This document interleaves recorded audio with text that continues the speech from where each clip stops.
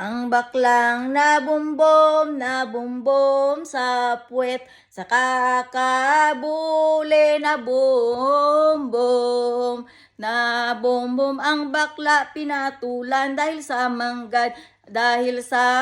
manggad kaya ka nakabingwit. Kawawa naman ang mukhang tiyunggo, nagme-make up ng maraming layer para maging mukhang tao. Akala niya sa pangalan niya ay gandang-ganda na siya. Kapag walang make up, lalo na nung unang lumabas sa TV, mukha nga siyang kabayo na kinabayo. Kinabayo, bum bum bum bum. Lumabas ang igit na mabaho, labas.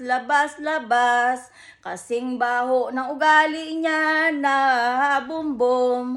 Ang mukhang tigidig kabayo. Naghanap ng singer na kakampi niya, mukha namang tanga.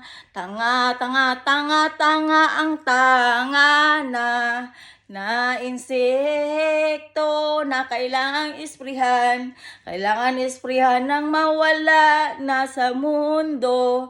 Ang taong masama ang ugali ay parang tiyunggo, parang chong nga, nangawa na parang tanga. Yun lang guys.